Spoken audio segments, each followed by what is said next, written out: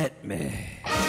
From Studio A in Arcata, behind the redwood curtain, it's time for... Succotash. Succotash Clips, the original comedy soundcast featuring snippets from comedy... Soundcasts. And here's your host from up the coast, practically unknown outside of comedy soundcasting, Comedy Soundcast Soundcaster, Tyson Saner.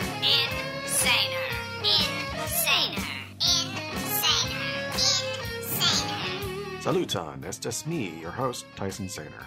Welcome to Succotash, the Comedy Soundcast Soundcast. I'm so glad you chose to join me for this Clips episode featuring soundcasts that are chock full of current events. Or at least they were current events when they were being commented on by people in the more or less recent past. One might recall some of the topics and or events discussed ahead in the program, others may not. I thank you for listening either way. Apart from Clips, we have a single burst o' Durst, from raging moderate Will Durst. And we got some premium advertising coming your way. Henderson's Pants will delight us with a particularly classy commercial later in the program. Also later, a new sponsor will be revealed. All in good time. As I mentioned before, I've got Clips, and here to help me introduce them is my co-host for Antisocial Show and guest on episode 173 of Succotash, the Comedy Soundcast Soundcast, Hunter Block. Coming up, we have... SModcast. Let's Get Shitty Show. This past weekend. Movie Sign with the Mads. Salty Language. This or That, the Would You Rather comedy podcast. Thank you, Hunter. Let's get to the clippage, shall we? Leading the pack, SModcast by Kevin Smith and Scott Mosier. SModcast is a familiar soundcast. It's been around for quite a long time. Scott Mosier is usually the co-host of Kevin Smith during SModcast. After all, that's where the S and M come from, Smith and Mosier, Oddcast. This episode is slightly different. The episode description reads, in which, after 7 seasons and 96 episodes, a TV show ends, and a Patreon podcast begins. Guest starring Walt Flanagan, Brian Johnson, Michael Zapsik, and Ming Chen. And the clip is from episode 397, AMC Ya! Comic Book Men Gets Cancelled. Released on June 25th, 2018. So look at you, dude. You have 2 businesses in 2 different fucking states. Like, because you've met a lot of the Marvel cast now, right? Yeah. I've seen you with pictures of, like, fucking Spider-Man, fucking Chris Hemsworth, I think. Yeah, Hemsworth, Evans, Tom Hiddleston, Mark Hamill, that's... From what I hear. Heard about by Brian Johnson. Yeah. Seen around by Brian Johnson. Yeah, and I got to meet Carrie Fisher, got to meet her and talk to her for a second, and I'm glad I did. Did you meet her dog? I did meet her dog, Gary Fisher. He's a huge fan of Carrie Fisher. Well, we were in Louisville, right? Gary Fisher was there. Was Gary it Louisville? It was Kansas City, too. Kansas City? He was there. Yeah. He was a guest. Oh, yeah, he was a guest. I remember meeting him at a con. I'm just looking at him like, God damn, that dog does the same job I do. I am Gary Fisher. Yeah, better at it than me, more popular than me. What about you? I'm tons of people. Nathan Fillion. I also met Carrie, sweet lady, and Gary. Gotta throw Gary in there, Yeah, but you're into the nostalgia, so Absolutely. Was there anyone from like the 70s that Bruce Campbell. Yeah, that was cool. Bruce Campbell was awesome. That was not cool. That was fucking super awkward because I was there. Christ. And then we walked back through the drape. I just wanted to pretend it never mattered. It never happened. That was the con you stole Adam West's suite. So yeah. I think you got pretty well compensated. Yeah. They did accidentally give me Adam West suite, which I refused to move out of. What? You were in, you're like a fucking squatter's rights, bitch. Click. Pretty much, yeah. I checked Put the mattress up against the door. Yeah, I checked in and they gave me the keys to the room, but it was like in an envelope, and I had noticed at first that it wasn't mine, but it was Adam West. Until I think Mike, you told me, and you were like, "Hey, I think you're in Adam West's room." What do you mean? You gave away my suite? That's not bad.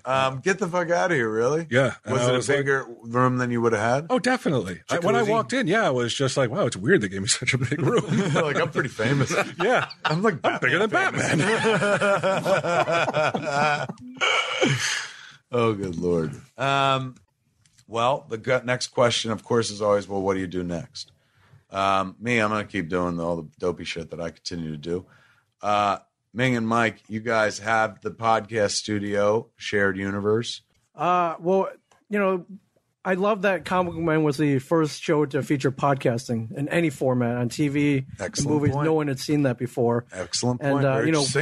Sing it, brother. That's so true. Yeah, and you were the ones that got us into it. I didn't have a radio degree. I didn't go to broadcasting school, but I really took to podcasting after seeing you doing it and just finding out how much fun it was.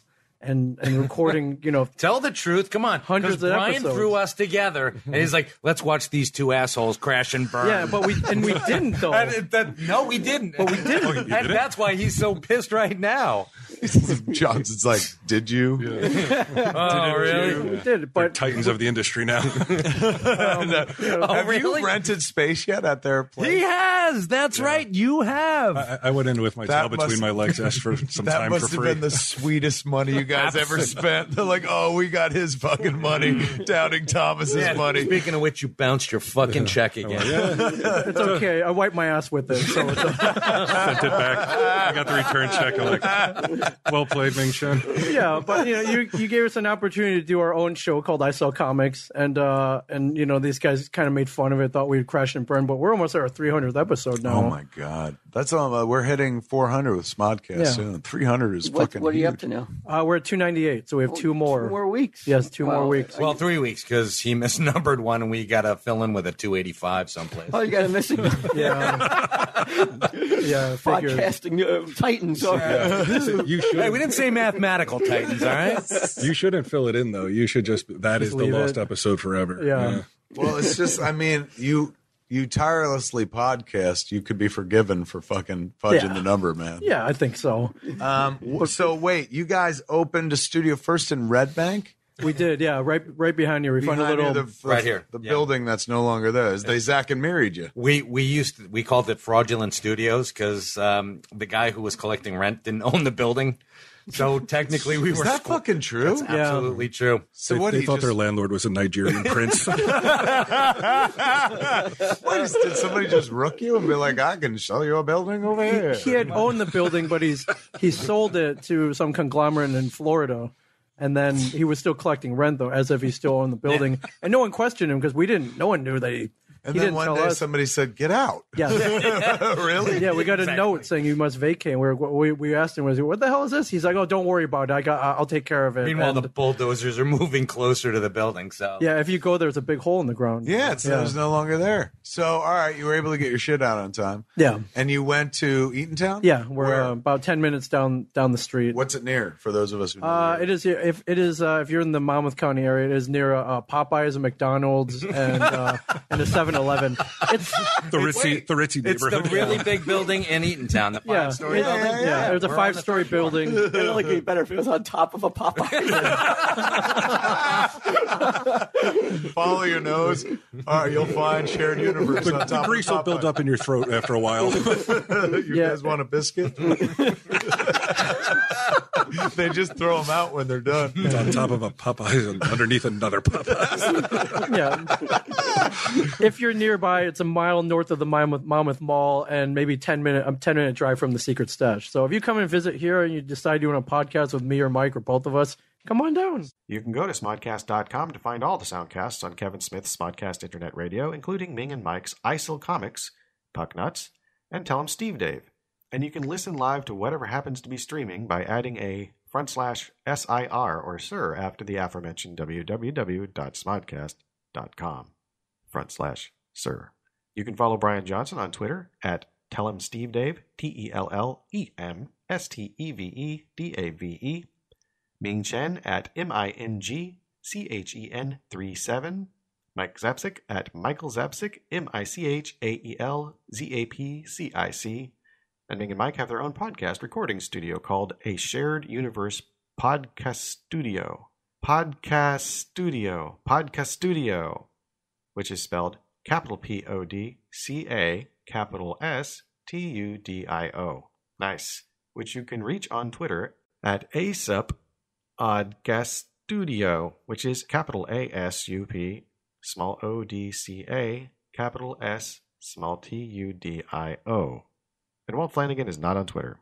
But the Secret Stash, the comic book store that Comic Book Men takes place at, is on Twitter at _Secret Stash, THE_SECRETSTASH. Stash. Coming in the number 2 position in the show is a soundcast by the name of Let's Get Shitty Show. At least I assume it's shitty. It's actually spelled, on iTunes, it's actually spelled capital S asterisk asterisk asterisk asterisk lowercase y, and then the word show, by Eddie and Alyssa from Jefferson. The iTunes description says, our semi-weekly discussions about new culture, comedy, the arts, buttholes, and genitalia, with your uninformed hosts by Eddie and Alyssa Jefferson. That is pretty much verbatim what it says. The episode description reads, Alyssa's had a bad day, and now you will too, as she discusses in too much detail her experiences with bad gynecologists. Then she nerds out about writing again. Sorry, not sorry. Eddie has a revelation about reusable plastic bags pushed by the state with the bag ban, and in all caps, drop everything. Resuming, we just broke the story of the F*** apostrophe, or asterisk. F asterisk asterisk asterisk. Oh my gosh, it's hard to say asterisk that many times in a row. Of the F blanking decade. And then in all caps, it could be killing you right now. Regular font. Then Eddie talks mess on music, trying to keep Alyssa off the topic of screenwriting, and in parentheses, the struggle is real. But note that, now this should be in quotes, This Is America, which is a video released recently by Donald Glover, or Childish Gambino. This Is America had not been released at the time of recording this episode. And then it invites you to hit them up on Twitter at EDDIETHEAXE, or Eddie the Axe.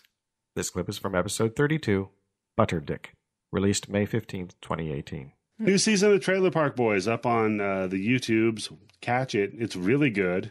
Rip John Dunsworth. Yeah, poor John Dunsworth. The man. You know who he is if you watch Trailer Park Boys. The man. The fucking man. I wonder if they're going to cartoon now. Maybe. But they can't, who's going to voice him? They could use audio clips, maybe.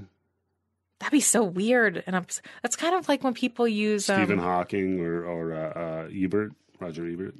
No, I was going to say it's sort of the same line of fucked upness as when people use holograms. Oh, yeah, the Tupac. Yeah. Hey, this is Tupac. Drink Pepsi. Yeah, don't do that. It's like, that motherfucker never said drink Pepsi. It's not cool. It's weird. Yeah. Yeah, I don't get why they would do that. No, I saw the guy that plays Bubbles said that they weren't going to recast Leahy. Oh, that's good. Yeah. So I don't know what they're going to do. Maybe it's just the end. Maybe they write it in. Yeah. I don't know. Sarah was his daughter. Yeah. So yeah. I don't know. Maybe she could voice it. Would maybe that be she could good? just take over as the park supervisor. That would be funny. That'd be funny. Yeah. And then she just slowly starts becoming him. That'd be awesome. Yeah. So if you're listening, guys, from Trailer Park Boys, I can write this. Alyssa can write it if she has me give her ideas. Yeah, I don't write comedy. Me either. I tried. My pilot is comedy. Yeah. Scapegoats is comedy. Well, I mean, there are jokes in it. I'll put it that way. I think it's fucking hilarious. Yeah, all the stuff about the dead fetus is fucking particularly hilarious. Well, okay, that's all we need. The main character is funny. She's not a person. She's trying to learn how to be a person. Right. And she lacks social grace. She's basically me. Right. But crass. She's you with a writer. What? She's you with somebody writing lines for you. I am writing the lines, though. Right, but you also have the benefit of hindsight. You can write the situation, write what somebody says to her, and then write your answer. It's the equivalent of smashing the button to cross the crosswalk. Uh-huh. Well, here's a conversation that I'm making up and an argument I'm having in my head, and here's what I would say to that person. Yeah, I don't know. Maybe some writers have a better system of how they probably follow formulas and shit. Mm-hmm. But I have actively tried to avoid that sort of thing, and I try to do more of an organic story progression, which, I mean... So you're trying to be the anti-Kevin Smith. It fucks me up. No, what? So you're trying to be the anti-Kevin Smith. How? Yeah? Kevin Smith, every character has the same voice. Yeah, every character is And him. so he's just having arguments with himself. Right. So whenever a character says something clever, it's not clever because the entire setup to that comment was just him writing it to set himself up to that comment. Yeah. I guess. I don't think maybe I'm not smart enough for that. Or, yeah, maybe, I don't know. I also am very aware of like separating voices. Like that's a big thing for me. I try to create characters and then create the voices unique to them. See, I think that's harder. Because with Kevin Smith, it's like playing chess against yourself and then being like, whoa, look how smart that move was. Yeah. Well, I mean... That's true. Kind of, but you could have set it up so you made that move. Yeah. I don't... The organic storytelling, though, like, it's important to know the character because you know how they might respond when that's not necessary or it's not... Necessarily. It's not exactly the direction you want the story to go, but it's more of a realistic direction that the character might take it in. So you kind of... like it sounds almost schizophrenic or like multiple personality. Like I'm listening to these characters rather than trying to take them on a specific journey. Okay. I'm trying to follow where they might take it. And it can be surprising. And I'm the one that's creating the shit. So it also sounds really stupid and like up my own butthole to be like, I just let the characters speak for themselves. That's not what Eldis would say. Yeah. Like I know it sounds stupid, but it's really important to me to have that separation too. I get it. Because it takes it in directions that I don't think I would necessarily go. Well, right. It also makes me understand the different angles that maybe an audience member might catch and that they might like give me shit over. So I can sort of correct that before. Right. You can make a preemptive strike. Yeah. You can reach out to them on Twitter at their aforementioned at EDDIETHEAXE or Eddie the X handle on Twitter, or you can visit letsgetshitty.com, which is properly LETSGETSHITTY.com. And apparently you can advertise on the show, so if you'd like to advertise on their show, visit AdvertiseCast or email podcast@bloodybits.com. BLOODYBITS. Friends at Henderson's Pants, we recognize America's, nay, the world's love for a good pair of blue jeans. Comfortable, casual, and another C word I can't think of just now. But most of the blue jeans on the market today are just so much overhyped, acid-washed, distressed, low-hanging, ill-fitting, poor excuses for denim that Henderson's has reintroduced a true classic, the 100% dungarees. Just like the rough and ready trousers worn by our company's founder, Jebediah Henderson, back in 1827, these dungarees are made from 100% real dung. Through a unique patented process, manure from 17 different species, including water buffalo, sloth, and rhinoceros, is synthesized into the most durable fabric ever to come from feces. So durable, in fact, that there's no punishment these pants can't stand up to, and they'll do it standing on their own. You know, people write in to ask us all the time, quote, how do you get rid of the smell of shit? Well, never mind that kind of language isn't fit for proper business communication, let alone the intranet. The answer is simple. We don't. In the words of old Jebediah himself, if the pants didn't smell like dung, what's the point of making them out of dung? Back in the 1800s, people only thought of Henderson's 100% dungarees as only being fit for the farm. But nowadays, of course, with the entire world knee-deep in doo-doo, whether it's the boardroom or in the classroom, from Wall Street to Main Street, anywhere's the place to be in your flagrantly fragrant Henderson's Dungalicious 100% dungarees. Originally designed for the farmer in the dell, demons in hell, and Batman smells, Robin laid an egg, Batmobile lost a wheel, and the Joker got away. This is a lot of shit, you know that. If I didn't need this job...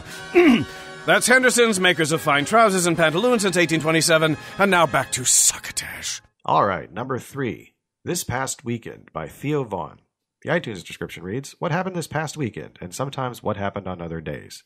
The episode description is fairly brief. It says, "Sitting down with that solid 8 Whitney Cummings, talking about Roseanne, dating comics, and classing it up." It's from show number 108, released June 28th, 2018.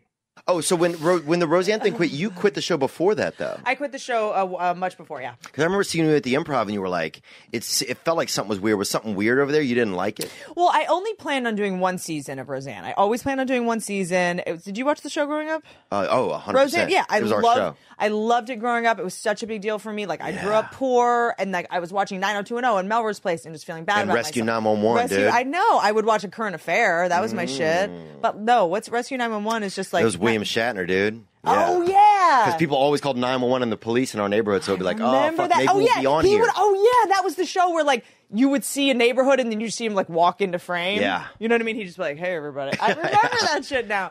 And, so I loved the show growing up. And when they were talking about it coming back, it was, like, right after Trump had become president. And I was everyone, I think, was super, like, overwhelmed by that. And, like, you know, I was trying to figure out a way to help. I think as a woman, him being the president is very challenging. It's triggering and hard and stressful. And I think I just want to kind of figure out why. Because everyone was like, Trump voters are stupid. And, like, that's I hate that kind of stuff. I don't like that shit. It's not helpful. It's not helpful. It just makes it more Redskins versus Cowboys. It's not a mature argument. It's not sophisticated. It's also not true. Yeah. And then I found out a lot of white women voted for Trump, and I was confounded by that. And I usually like to do projects that have a question that I don't know the answer to, because then I'm going to be able to learn something. Oh, I like this. I'm motivated. You know, it's just sort of like, and then I was like, what a great way to like use contribute. I knew people that were like, you know, trying to raise money for Planned Parenthood and make cupcakes. I can't do that type of shit. That's not my jam. And I was like, maybe this could be a great way to start a conversation, help with this national healing process, because there's going to be people with different points of view. I had these like really like noble intentions, which, you know, ended up being a fool's errand. And Wanda Sykes was working on it, and Norm Macdonald, and, you know, Morgan Murphy, and like all these great people in the room. So, and Roseanne was always so progressive back in the day. Remember there was that the Jackie domestic violence episode when Fisher hit her. Oh yeah. Remember the black girl in the school play? DJ wouldn't kiss the black girl in the school play, and she admonished him for that with this like triumphant monologue about how black people are just as good as we are. And like, it was always so, she was so pro-woman, so pro-gay, like, so I was really interested in the fact that she just voted for Trump 20 years later, and I had a lot of family members that voted for Trump or support him that were always so cool before. So I'm just kind of, but I have like, when you say that, I have tons of friends who are all the things you say, like pro-black, pro-gay, all those things, but also voted for Trump. Well, Roseanne's point, not that I think we should really take any of her points to be valid given what we've seen, but like the reason I think I was comfortable working on it, because I sat down with her and I was like, I need to know why you voted for Trump. And not that this is necessarily true. It seems like, you know, she's kind of off the grid at this point mentally, but like she said, she was like, well, I was a Bernie supporter. Yeah, that's what I was too. She was Bernie or bust. Yeah. So I was like, that's interesting. So you're crazy liberal, but then you vote for Trump. Like that's, so she wasn't like Trump from the beginning. No, I wish Bernie and Trump would have run on the same ticket, honestly. Interesting. And then, well, that's like a fucking mind meld. But it would have been too, and I think a lot of people felt that way. Really? And that's the thing. I think that's where the disconnect is. They have nothing, is. and they could never. Right, but that's where you're going to get like two real people having to see other people's sides of things that are going to help. Bernie for vice president? Well, he has no power. Or Trump for vice president, and then Bernie for president. I don't think Trump would ever be vice anything. You know, right, and he might not. He's an egomaniac, right? Yeah. But I think they're all egomaniacs. But so what did she say? Oh, so then she said, and I was like, but he's racist and like sexist and all these things. And she was like, totally, the things he says are crazy. Right. But jobs is really what fixes racism and sexism. Give them money, help them elevate. And I was like, all right, you're wrong. And he's gonna, I mean, there's some truth to that, but it's like, he's not going to follow through with any of these promises, but I guess your motive makes sense. She's like always been so honest. She's always been so lovely. She was actually really lovely during production. She was so great. Sure. She was so grateful to be there. She's one of the best. I also didn't follow her on Twitter, which makes me a fucking idiot. I hadn't seen like the past tweets that were sketchy, but she would like take them down and then she'd put them up and then take them down. So it was like, okay, this is all about the greater good, and this show is going to be so healing. And then it came out, and when Trump called her, and we made a very balanced show that is not pro-Trump at all. It really kind of like explored the circumstances that led to him being president. Right. We never named him. We actually like made fun of him quite a bit. It was not a pro Trump show. So when he called her and was like taking credit for it, it was like, dude, you didn't see it, homie. Like, right. you know. And so, but then I was like, you know what, I'm good. This is, you know, I don't really want to run other people's shows. I just want to kind of be a part of this. And then was it stressful there? It was stressful because I think it was very hard for me to write like for someone I didn't agree with, but there were so many other characters on the show. So when it came to Roseanne, I was having a hard time separating Roseanne Connor and Roseanne Barr. That was my biggest struggle. And Roseanne Connor 20 years ago and Roseanne Connor now. Right. So it was kind of like, okay, so if Roseanne believes this, that doesn't mean Roseanne Connor believes this, and she would, because Roseanne's rich and she lives in Hawaii. Right. You know what I mean? So, but Roseanne Connor has $400 and lives in Lanford. So, you know, that was the hardest part about it. And there was a ton of pressure, I think, on it because it was so highly anticipated. Right. And John Goodman and Laurie Metcalf are, you know, you just want to fucking nail it for them because they're just such legends. The best, yeah. And there was a lot of fighting in the room, which is good. That's what a writer's room is. Yeah, it felt kind of this year. A lot of stuff felt forced. Like I just watched the first 2 episodes, but a lot of stuff felt like a little bit forced to me. You know. Yeah. But that, I mean, I guess. But I mean, first episode back after 20 years, we had to force a ton of stuff to get it in. going. Yeah. Yeah. That's what TV is. It's forcing people to show up and say the things you wrote for them. You can reach out to Theo Vaughn at theovon.com. He's on Spotify, SoundCloud, and YouTube. His Twitter is at theovon. And you can find the podcast, the hotline, the YouTube channel, his Patreon, and merch at theovon.com/podcasts. His guest, Whitney Cummings, is at Whitney Cummings on Twitter, which is WHITNEYCUMMINGS. You can find Whitney Cummings' new book, I'm Fine and Other Lies, in hardcover as of October 3rd, 2017, on Amazon, for which we have a click-through banner at the top of the feed on www.succotashshow.com. Why not use that link and shop as you normally would? A percentage of that money would go toward keeping the lights on, as they say around here. We would appreciate that greatly. Hi, this is Hunter Block of Antisocial Show, and you're listening to Succotash, the Comedy Soundcast Soundcast. Okay, not to play favorites, but this one tickles me particularly, because it's called Movie Sign with the Mads, by Movie Sign with the Mads, and it is Frank Conniff and Trace Beaulieu from Mystery Science Theater 3000. They played TV's Frank and Dr. Clayton Forrester, respectively. They are joined by Carolina Hidalgo from Sirius Radio, and in the description it says they're on a film odyssey exploring the good, the bad, and the weird. So yeah, they watch new movies and also talk about older movies, and they just talk about them, which is great for fans of Mystery Science Theater, and for me, a general movie buff. I don't know what much else to say about it, but the clip does contain spoilers for the film Independence Day Resurgence. It's the very first episode, and they say on this very first episode of Movie Sign, Frank Conniff, Trace Beaulieu, and Carolina Hidalgo fight back against the alien invasion of the senses that is Independence Day Resurgence. Oh, and you know what? Tell me if you thought this. I thought this was so creepy. Carolina and I talked about this. The appearance of dead Robert Loggia in the movie. Did you notice that? Freaked me out. Yeah. Nightmares. I turned to Katie and I said, "Isn't he dead?" Yeah. They obviously, You're not maybe sure? I'm wrong. My guess is that they CGI'd an image of him into the film, and so he's standing off to the side. Hey, Robert Loggia, how you doing? You know, but he can't answer them, and we all loved Robert Loggia. He was awesome, and yet so we have this dead ghost of him who can't speak.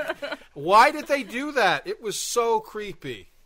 That was just one of the missteps that this film made. But yeah, that was. Or maybe did he? It needed the line "It's a living" underneath it. Only it wouldn't have applied because he's not even alive. Did he died well before this film? It seems that way to me. It seems like he died at least a year or 2 years ago. He died 2015, actually, last year. Actually. Oh, okay. Yeah. So maybe they filmed him before. But so it's either CGI dead Robert Loggia or Robert Loggia in the last week of his life when he can't speak or do anything. Either way, it's like, why did you do that? Anyone who's like, oh, man, I so want to see Robert Loggia in a movie because he's awesome. And he was. Yeah. Why that movie, though? Yes, exactly. Of all the movies. No one said this is a great film for Robert Loggia fans because it was actually the worst possible film if you're a Robert Loggia fan. Well, they play fast and loose with who's alive and who's dead. Yeah. Like Will Smith's dead, but the Brent Spiner character, is alive. Right. After spending 4,300 days in a coma. Yes. Which apparently you can only measure comas in days. It's 20 years. Why don't you just say 20 years? Yeah. And he bounces out of bed like, he just laid down. Yeah, and also they didn't make it clear. Was it because the aliens were coming back? Is that because they had a psychic thing with him, right? Right, so yeah. They were celebrating, right? Is that why he came out of his coma? But did they ever really make that clear? I don't think so. He came out of his coma because he had to do a scene in this movie. Yeah. And that was another thing. They had the relationship with his friend, which was clearly, especially in the last scene with him, the two of them, they have this death scene of basically lovers, but they're too afraid to come right out and say, these guys are gay and they're lovers. They just hint at it, which is much more 1916 than 2016. I agree. They should just let it out. Let them, hey, be gay. That's awesome. Right. What do you think? And the one guy's been changing Brent Spiner's bedpan for the last 4,300 days. It's like the ultimate. If that's your fetish, that means you don't like women at all. So, that was. There's so many things about this movie that just don't compute, and just weird. If you have any relationship to anyone, like a father, they're going to die. Yes. The Chinese girl. It's too bad that she had a father. She didn't seem to care. I guess only the white American actors get to have emotional response to a loved one dying. Right. Oh, yeah, she got over that pretty quickly. And I love, too, how halfway through the movie, suddenly, there's a car full of kids driving. Yes. And then, hey, now it's a whole different movie now. These people we've never seen before. It's a bunch of plucky kids who, and you made me think of it because their parents just died or whatever, were killed. And then suddenly and then they hook up with Judd Hirsch. And so now it's like a sitcom. It's a sitcom from the 70s now. Yeah. It's just a mess, and they keep discovering more and more unappealing characters. Yeah. That whole car full of kids, they must have had, when the casting call took place, they must have had one or two appealing kids, and they went, no. We want somebody annoying because this is last third of the film. We really have to piss the audience off now. Yeah. We got we also got a busload of kids as well. Yeah. Then it became a busload of kids. What's bigger than a car full of kids is a busload of kids. A busload of kids on the highway to convenience. It's like, oh look, I found my son, and I'm getting more and more Yiddish as the film progresses. You can reach out to Frank Conniff on Twitter at FARNKCONNIFF, Trace Beaulieu at TRACEBEAULIEU, Carolina Hidalgo at Carolina Does OK, CAROLINADOESOK. The show itself does not seem to have a Twitter account, but the Last Podwork Network, which the show is on, is at Last Pod Network, LASTPODNETWORK on Twitter, and at www.lastpodcastnetwork.com. I will likely be visiting them again to see what else they have by way of comedy podcasts.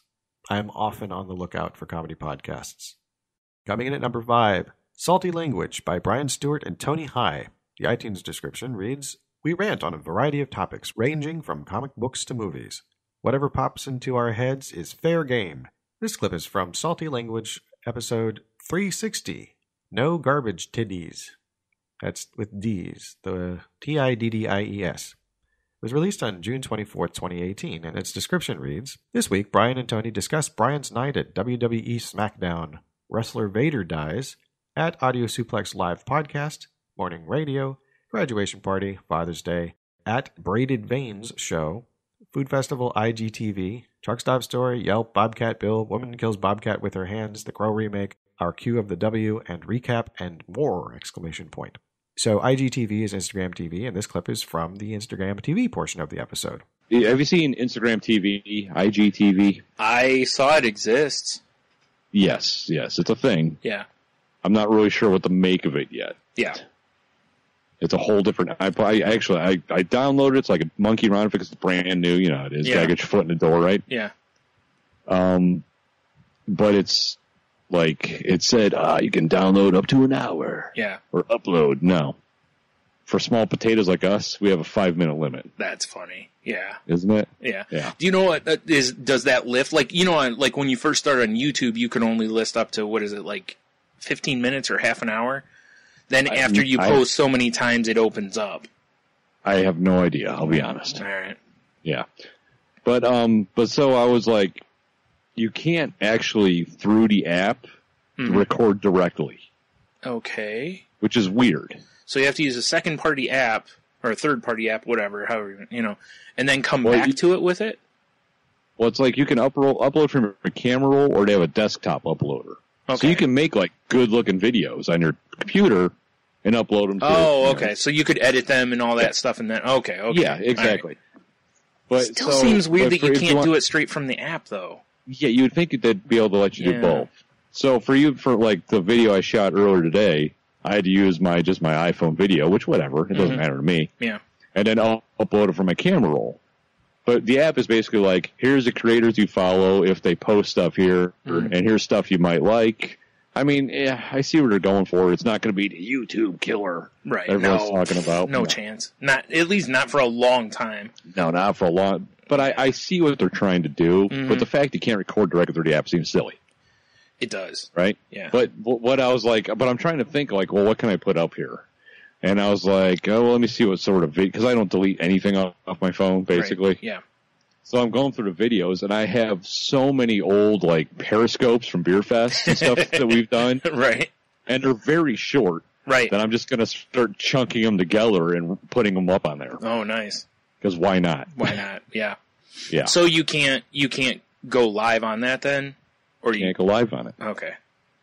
Yeah. Interesting. I know, it's interesting. So if you want to go live, you would still have to use Instagram. Why wouldn't you? Yeah, that seems weird to me to make. You know what though? This is from the same company, Facebook, that has a messenger app, a page app, and their normal app, rather than having it all in one app. So how soon do they just have a standard, just a go by itself marketplace app? Yeah, I don't know. It bugs me because it's like. That bugs me too. I don't want to have to download more apps. I'd like the app to do all the things. And it already gives you access to the camera roll for Instagram Live or whatever, And when you do Instagram stories, it's the full screen like you get with Instagram TV. Okay. Because Instagram's square. Right. Right? Mm-hmm. Instagram stories, it's your whole ratio of your phone screen. Mm-hmm. And that's what I'm saying with Instagram TV is... we're not going to, YouTube's basically geared for the sideways. We want people walking around with their phones like this, so we want to do it like this. Okay. Which I get. Mm-hmm. That makes sense to me. I get that. But I always felt like the way to go is not to pick one or the other, but to allow either. Both. But yeah, I hear you. Yeah, I'm with you. Mm-hmm.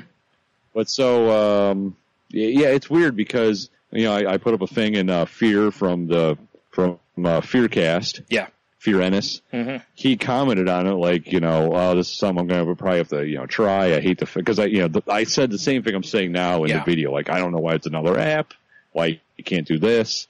Mm-hmm. And when I wanted to respond to his comments, because his comments popped up on my Instagram app. Okay. So when I clicked on the comment to comment back, it opened up the TV app.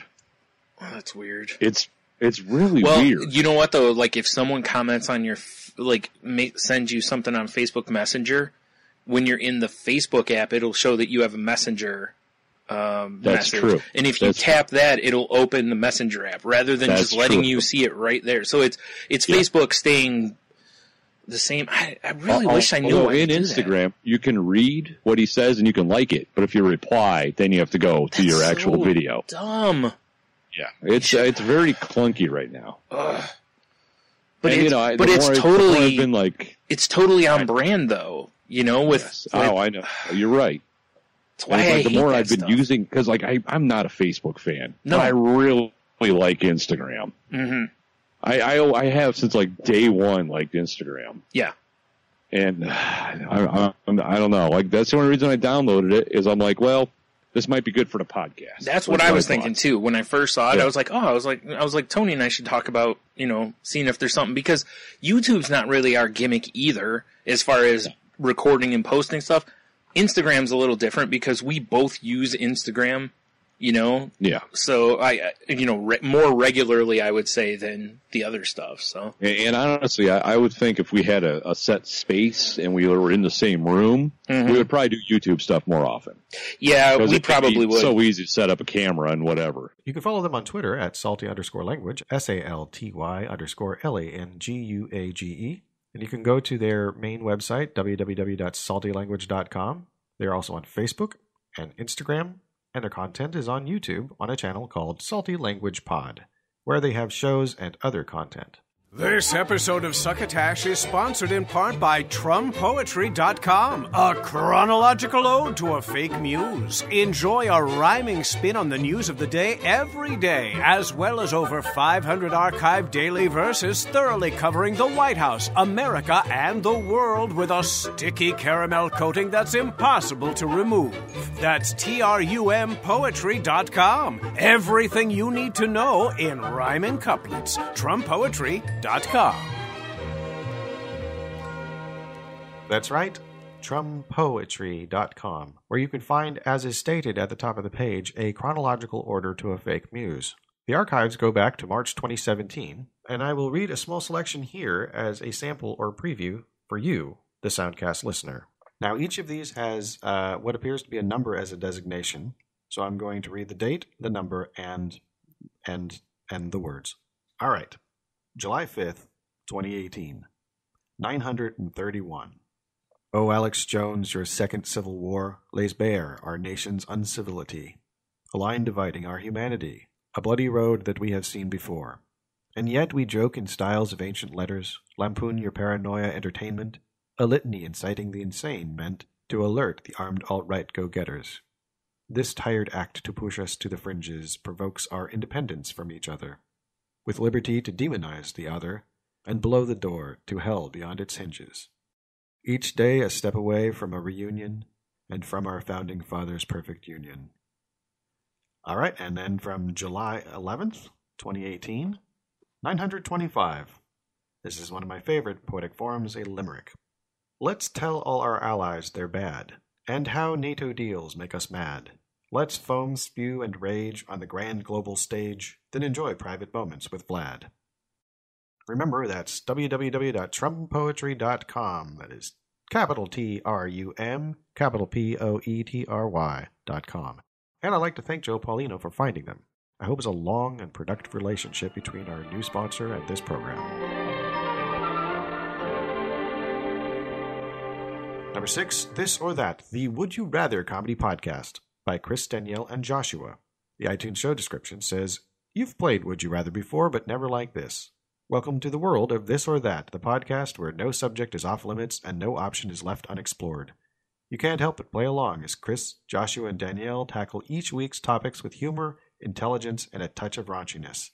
New episodes each Monday. On iTunes, you could say there is and there isn't an episode description. That is to say, there is no little lowercase I in a circle you can press to get a description of the episode's content. Pretty much all you need to know is in the episode's title. That being said, this clip is from show 126 from June 25th, 2018, titled Knife Thrower's Assistant or Lion Tamer. Okay, well, here's what I was getting at when I asked Richard if he went to the circus. Richard, if you were at the circus and someone was like, hey, guy in the audience, want to come stick your head in a lion's mouth? Would you have done it? Okay, so here's my thing. If I had the option to, like, raise the lion myself from, like, its infancy because they're so cute, like, they are adorable. I feel like I'd be able to do that, but I don't know. That's just, it's crazy. Put your head in a lion. Like, if it chomps down, you're done. But that's the better option than if you get stabbed in the stomach, you're going to bleed for a while. Also, I'm thinking, okay, let's take the best case scenario is that you don't get chomped on your face by the lion and you don't get stabbed, but you're still strapped to a spinning wheel. Like you're probably getting nauseous, like you're getting dizzy. Whereas with the lion, like you just close your eyes and then it's done. I don't know. Like that's what she said. Oh no! Bazinga! That sounds like a fired. #Me Too moment. No shit, right? Okay. # not all circuses. So I'm just wondering, like, even if we're shooting for best case scenario, I'd rather pick the lion because then I'm not going to get dizzy. Well, I feel like in both of these cases, the risk of danger is sort of on you because you're going to have some weird flinch or something, right? Right. Like when a knife hits you like right next to your face the first time, like the next time you see one flying towards you, you're probably not going to be able to help but move. Oh, I'm closing my eyes, right? We're all closing our eyes on this. Like if we pick the knife one, you're not watching it happen. No, right? I have my eyes wide open. You can't Really? not watch it happen. It's like in a horror movie where you're like trying not to look, but then you open the spot between your fingers that are when your hand's over your eyes, so that because you can't not see. The sound is worse. No, I don't do that. Well, do you go to horror movies? Yeah, I mean, no, I watch them in the safety of my own home with all the lights on. And like the sound turned really low, and then I'm usually on my phone at the same time. Oh, that's so like very so you safe. Just get on your circle that's spinning and just have your phone ready, and you can be Facebooking or Instagramming or whatever it is the kids do these days. Do what now? You won't even notice. Yeah, but now you're putting your phone in danger. Oh, that is so true. Yeah. Yeah, I mean, who in this group has had a broken phone lately? I can think of at least one. It's true. It's true. Yeah. I'm leaning. There's not a toilet nearby to drop it into. I think Chris has the right idea with the eyes closed. Oh yeah, obviously. Like because unless you're crazy. Like a professional athlete, like unless you're a baseball player, you're not going to be able to tell whether the knife is about to hit you or not. Yeah. Like, you're not going to be able to judge the actual trajectory of a thrown knife while you're spinning around. And like, you're not gonna be able to do anything about it. Like, you're gonna see the throw, and like these knives are, thin. You're gonna see them head on. You're not gonna be able to tell. It's gonna be like a glint of light and then a thunk wherever it lands. So it's not like you're gonna be able to like move or dodge. I don't know. Well, also you're strapped down, so you're not going to be able to move or dodge anyway. Joshua, that sounds like a pro. Yeah, I was just thinking. Is this just a one-time dealie, like just the one time, or is this like your career? Let's say it is 3 nights only while the circus is in town. Ooh, limited affair. Oh, that may change things. I am going to go in a whole different direction than you guys, which should not feel shocking. No. But I'm going to tell you why, and I'm going to use cold, hard logic. No, you're not. Okay. Danielle logic. So in both of these situations, you have a, quote, trained professional. So we have a top-shelf lion, or we have someone who got the mad knife-throwing skills. To me, the likelihood of the lion just having some sort of episode, like changing its mind about wanting to have a human head in its mouth, or just feeling pissed off, or maybe it's got an itch and it doesn't know what to do, is a lot more likely than your knife thrower all of a sudden just like going aggro.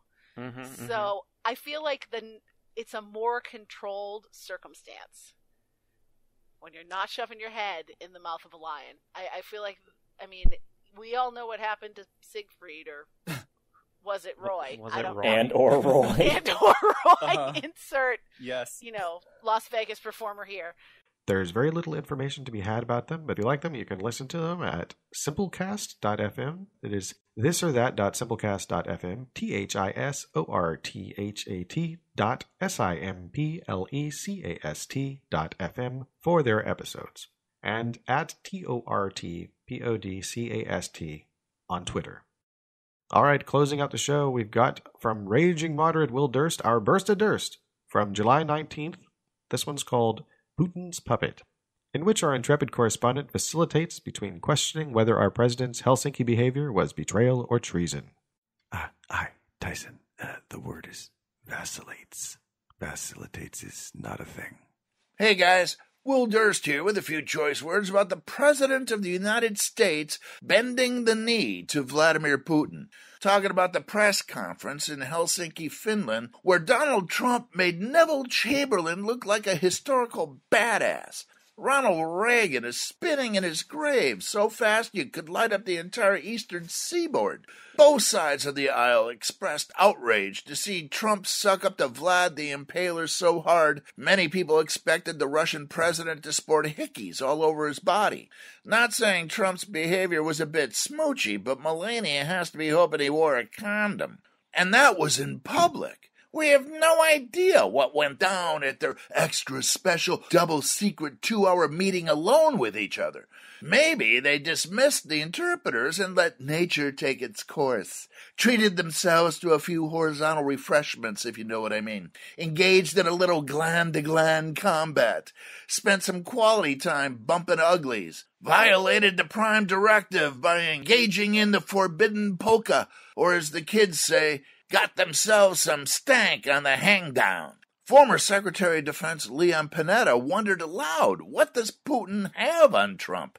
Do the Russian banks simply own him? Is there a video with a live boy or a dead goat? Maybe it has something to do with his family. Did Eric break a Russian mobster's Tiffany egg? Is it one of those explosive implants, like in Kingsman? Maybe he gets points for every suck-up, and after accumulating enough, he gets to invade the very aggressive nation of Albania. The only thing we know for sure is our president is so deep in the pocket of Putin, he'll be combing lint out of his hair until the midterms. For Succotash, the Comedy Soundcast Soundcast, I'm Will Durst. You can follow Will Durst on Twitter at WILLDURST. You can visit his Facebook page, or you can go to willdurst.com, where you can find out all his dates and details. And there's plenty more humor to be had on the site. Well, that's about the size of it. This episode is posting at a pivotal point in my personal life, so it has a greater potential for me to remember it if I would ever have one of those wonder what I was doing when moments in my future. I likely will have one of those moments because I'm extremely self-absorbed. That's not likely to change unless I really want it, is a thing that I would say if I were a licensed therapist, but I'm not. Anyway, I hope your listening experience was pleasurable. I'd like to think that if you were to enjoy it enough, you might take a moment to subscribe to us on iTunes, or perhaps give us a rating. That sort of thing lets the powers that be know that you would like the program to stay around, and if enough people do that sort of thing, I might find out about it. That would be most triumphant, as the kids used to say when I was one of those, although I was never Bill or Ted. Anyway, the subscribing, the rating, the sharing us with others, that's how you show us love. And when you do that, I say I love you too. And thank you for doing that thing I gently urge you to do at the close of every episode, that is to, please, pass the Succotash. You've been listening to Succotash Clips, the Comedy Soundcast Soundcast with your host, Tyson Saner. Brought to you by Henderson's Pants and... Imagine your company's name right here. Find us on the web at succotashshow.com, on iTunes, on Stitcher Smart Radio, on SoundCloud, on YouTube, on Dunder, on Blitzen, on iHeartRadio, and on a laughable app. You can hear us streaming and like us on Facebook. Follow us on Twitter at Succotash Show. Email us at TysonSaner@succotashshow.com. Or call into the Succotash hotline at our toll call number, 818-921-7212. That number again is 818-921-7212. You can also upload clips from your favorite comedy soundcasts directly to us by using our direct upload link at hightail.com/u/Succotash. Production of Succotash is overseen by Joe Paulino through the auspices of Studio P. Sausalito, hosted by Tyson Saner. Our executive producer is Mark Hershon. Our musical director is Scott Carvey. Our booth assistant is Kenny Durges. Until next time, I'm your loyal booth announcer, Bill Haywatt, reminding you to please pass the Succotash. Goodbye.